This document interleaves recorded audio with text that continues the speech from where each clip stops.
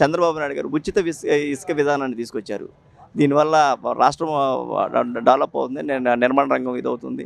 అదేవిధంగా సామాన్యుడు కూడా ఇల్లు కట్టుకునే పొజిషన్ ఉంది. గతానికి ఇప్పటికున్న తేడా చెప్తాను సార్.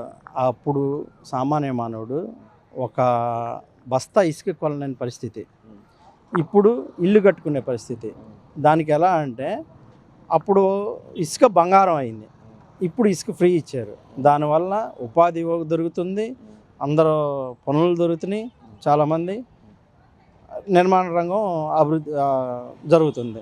దానివల్ల ఆంధ్రప్రదేశ్ కూడా డెవలప్ అవుతుంది.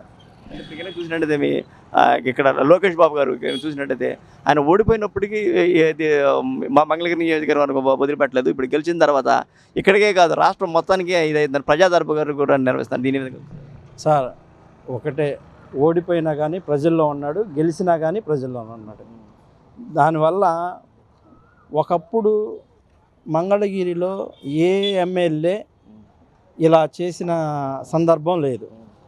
ఏ కాడికి మేము ఎమ్మెల్యే అన్న ధీమాతో అంతకుముందు ఎమ్మెల్యేలు పనిచేశారు. కానీ ఇప్పుడు లోకేష్ గారు నేను ప్రజల మనిషినని ప్రజల సమస్యలు తీరుస్తున్నాడు.